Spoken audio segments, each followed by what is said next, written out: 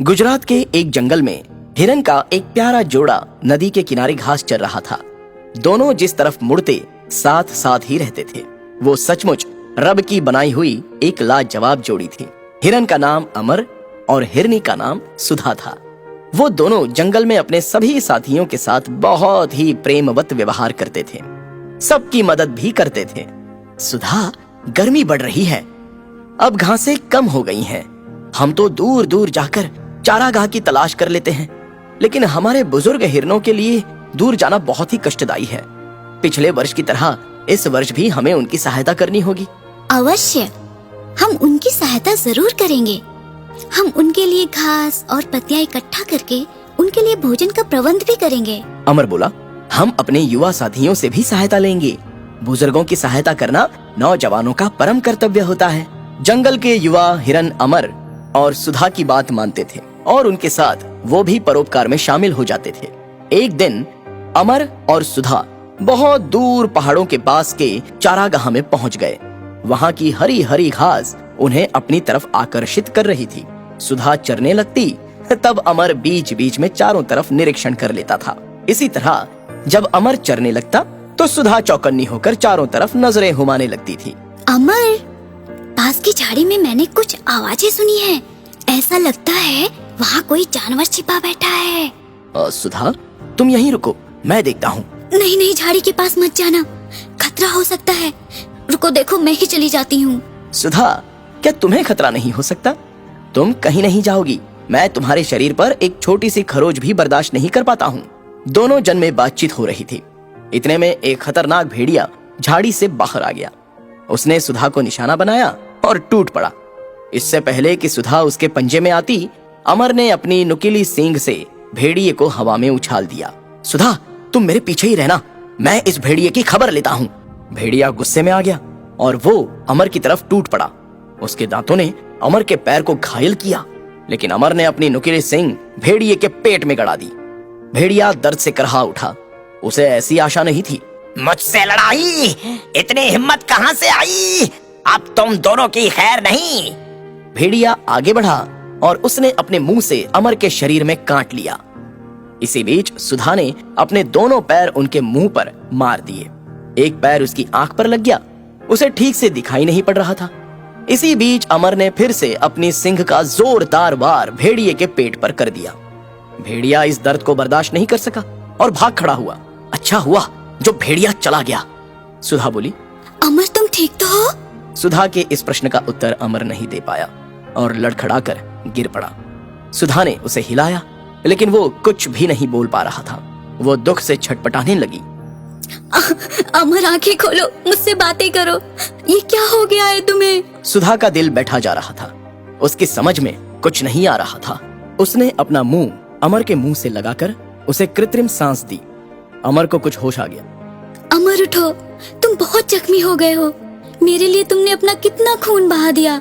उस दुष्ट भेड़िए ने तुम्हें कितना नुकसान पहुंचाया है। बहुत सारा खून बह रहा है। सुधा, मुझे बहुत प्यास लगी है, गला सूखा जा रहा है। मैं नदी के पास तक नहीं जा पाऊंगा। मुझे पानी चाहिए, मुझे पानी चाहिए। सुधा बोली, तुम यहीं बैठो, मैं पानी लेकर आती हूँ। सुधा नदी किनारे गई और उसने अपने मुंह में पानी भरा और लाकर अमर के मुंह में पिलाया। ऐसा उसे कई बार करना पड़ा। उसने पहाड़ के पास से कुछ जड़ी बूटी लाकर अमर को लगाई और उससे आराम करने के लिए कहा। सुधा भी प्यास से तड़प रही थी। मुझे भी बहुत प्यास लगी है, मैं जाकर नदी में पानी पीकर आती हूँ। सुधा, तुम मुझे पानी पिलाती रही और खुद इतनी देर तक प्यासी रही। तुम्हें पानी पी लेना चाहिए था। अमर, तुमने मुझे बचाने के लिए उस जालिम भेड़िए से लड़कर इतना जख्म लगा बैठे।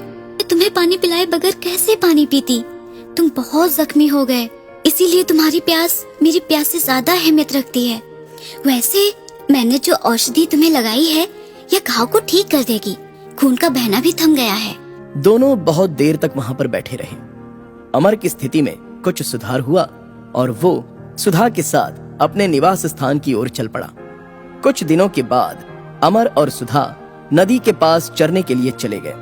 दोनों की इच्छा नदी में नहाने की हुई। फिर क्या था, दोनों उतर गए नहाने के लिए। सुधा, ज्यादा आगे मत जाना, नदी का बहाव तेज है। आगे चलकर नदी के आगे खाई भी है, वहाँ खतरा रहता है। सुधा बोली, ठीक है, मैं आगे नहीं जाऊंगी।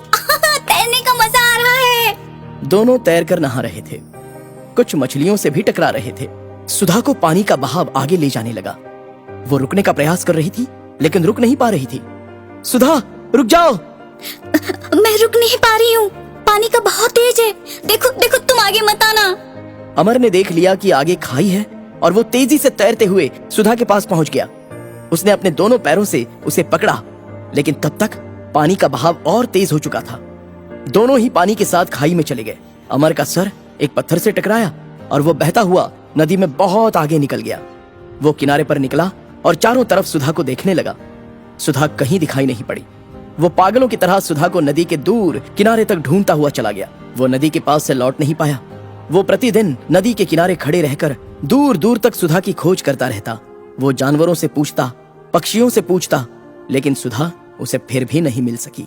वो एक दिन नदी के किनारे चारों तरफ देख रहा था। दूर उसे एक हिरनी बैठी हुई दिखाई पड़ी। वो प्रसन्न हो गया और बड़ी आशा के साथ वहां पहुंच गया। जब हिरनी का चेहरा देखा तो उसकी सारी आशा समाप्त हो गई। वो कोई दूसरी हिरनी थी। एक दिन वो नदी किनारे चल रहा था और उसी समय एक हिरन हिरनियों का झुंड वहां आ गया और सब नदी का पानी पीने लगे। सब नदी का पानी पी चुके थे, लेकिन एक हिरनी बहुत ही प्यासी थी। वो पानी पीती ही रही। एक मगर पानी में सामने से आ रहा था। अमर ने उसे देख लिया। वो जोर से चिल्लाया, हट जाओ, मगर आ रहा है। हिरनी ऐन वक्त पर हट गई और बच गई और मगर को खाली हाथ वापस जाना पड़ा। हिरनी अमर के पास चली गई। आपका बहुत बहुत धन्यवाद मेरी जान बचाने के लिए। आपको इसके पहले हमने कभी देखा नहीं। मेरा नाम अमर है। मैं अपने सुधा के साथ किसी नदी में नहाने आया था और हम तेज लहरों में बिछड़ गए। मेरी आंखें उसे तलाश रही हैं, लेकिन वो सामने नहीं आती। न जाने कहां और किस हाल में होगी। देखिए, मैं एक हिरनी को जानती हूँ, लेकिन वह अलग थलग रहती है। कुछ दिनों पहले ही आई है। मुझे यकीन है वह आपकी ही सुधा होगी। मेरे साथ चलिए, मैं उससे आपको मिला दूंगी। अमर उस हिरनी के साथ गया, लेकिन सुधा वहां पर नहीं मिली। वह तो हमेशा यहीं रहती थी, न जाने कहाँ चली गई। अमर बोला, कोई बात नहीं, मैं उसे ढूंढता हूँ, वो मुझे अवश्य मिलेगी। अमर ढूंढता ढूंढता नदी किनारे बहुत दूर तक चला गया। कहते हैं जिस पर जिसका सच्चा स्नेह होता है वो निस्संदेह उससे मिल ही जाता है। कुछ देर के बाद नदी किनारे बैठी हुई सुधा दिखाई पड़ी। वो तेजी से दौड़कर उसके पास पहुंच गया। सुधा, तुम यहाँ हो? मैं तुम्हें कहां कहां ढूंढता फिर रहा था। भगवान की कृपा हो गई जो तुम मुझे मिल गई। चलो, मैं तुम्हें अपने साथ लेकर चलूंगा। सुधा बड़े आश्चर्य से अमर को देख रही थी। अमर की समझ में कुछ नहीं आ रहा था, क्योंकि सुधा कुछ नहीं बोल रही थी। सुधा की याददाश्त चली गई थी। तुम कौन हो? मैं नहीं जानती तुम्हें। देखो, मुझे परेशान मत करो, चले जाओ यहाँ से। मैं नहीं जाऊंगा। अमर की ये बात सुनकर सुधा गुस्से में आ गई और उसने दौड़कर अमर के माथे पर ठोकर मार दी। सुधा, ये क्या कर रही हो? इतने में सुधा ने फिर से अमर के माथे पर ठोकर मारी और लड़खड़ाकर वो गिर पड़ी। वो जैसे ही गिरी, उसके माथे पर एक पत्थर लग गया। वो चकरा गई। इसके बाद शांत होकर अमर को देखती रही। मेरे अमर, मेरे पास आओ। देखो, मैं तुम्हारे बिना कितनी अधूरी थी। आते इतने दिनों तक, आज मिले हो। बहुत अच्छा हुआ सुधा, तुम्हें सब कुछ याद आ गया। सुधा के बिना मेरी जिंदगी नहीं थी। सुधा, तुम ही मेरी जिंदगी हो। अमर और सुधा फिर से एक दूसरे से मिल गए और साथ में सुखपूर्वक जंगल में जीवन बिताने लगे।